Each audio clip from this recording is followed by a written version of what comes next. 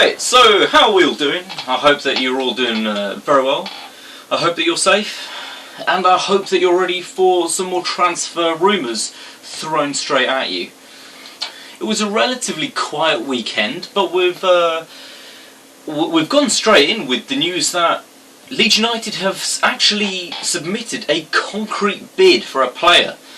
Now, I'm talking about Arthur Cabral, the Brazilian striker.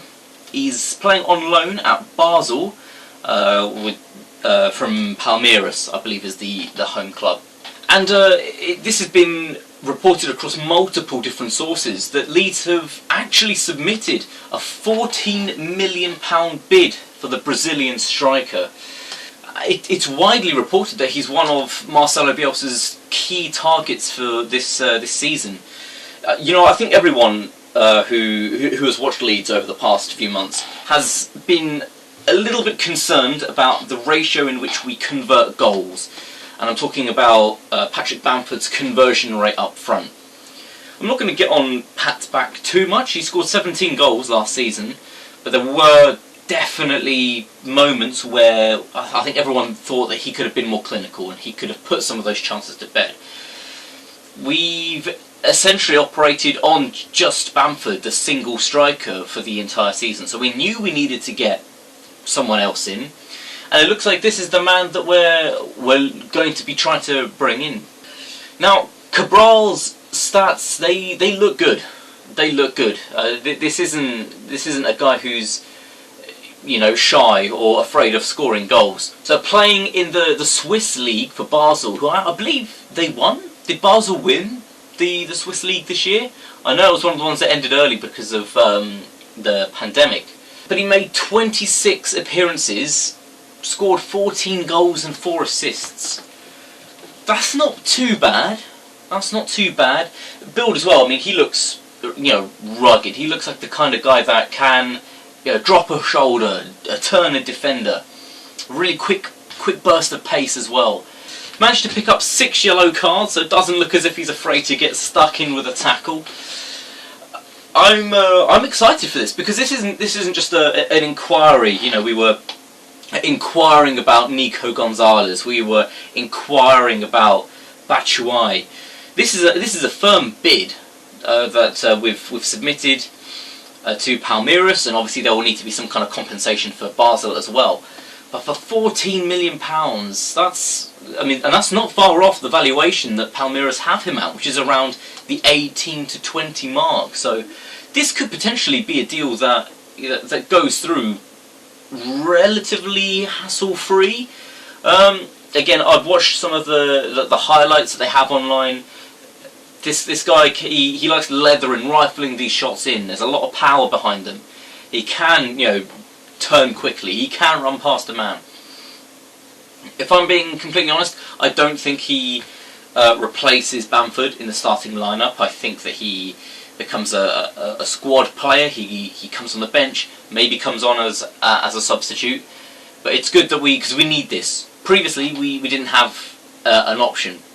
Maybe we moved Tyler Roberts from kind of the attacking midfielder into the centre forward position. But I think Cabral is going to be a huge addition if we do manage to get this over the line. And it is so refreshing to know that we've actually put in a concrete bid, because I'm so sick and tired of we're linked with this, we're linked with him, we're linked, all these rumours, we're linked with everyone apparently. But a solid bid is fantastic news. Now, the Ben White situation, it goes on and on. The latest on this is that Graham Potter wants to see him in pre-season training before he makes a decision on a new and improved contract for him, to see whether or not he's worth all of the hype that Leeds United are giving him. That's crafty from Brighton. It's crafty because it's a time waster. It's sucking the time that Leeds have to make transfers.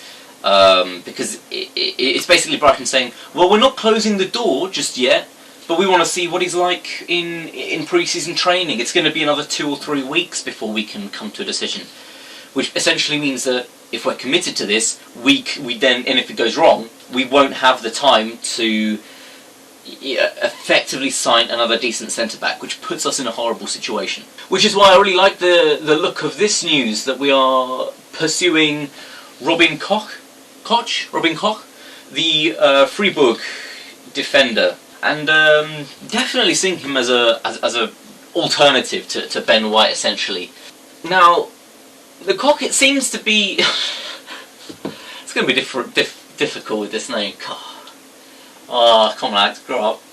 So Freiburg are wanting around 30 million for Koch. It's not much different to the price that we're paying, that we want to pay for Ben White.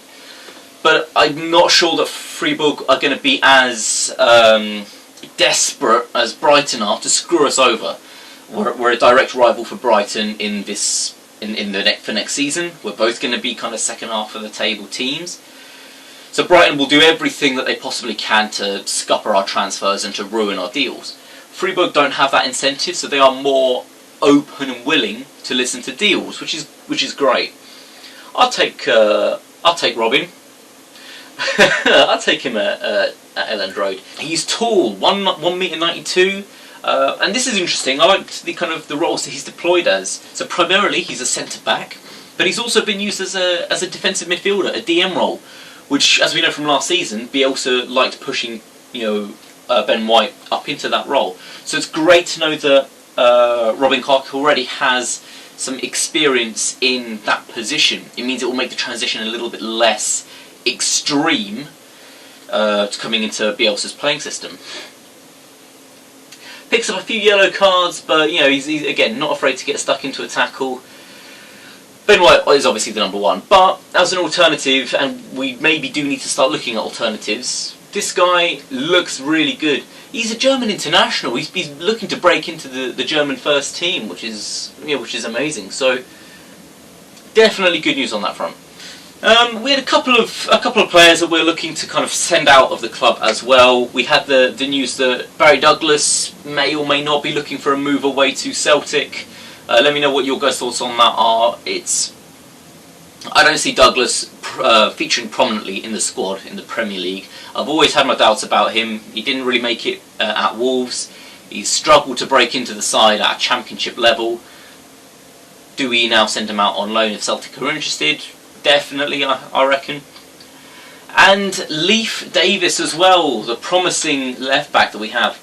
Listen, we've got a lot of up-and-coming youngsters in these roles, and the clubs interested were Stoke City and Portsmouth, both interested in taking Leif Davis on loan.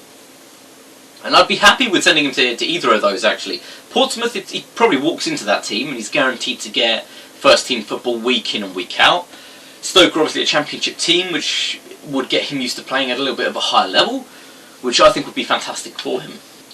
That's going to be all of the concrete news for now. I reckon this week should be a huge week for Leeds in terms of the transfers that are going to come in.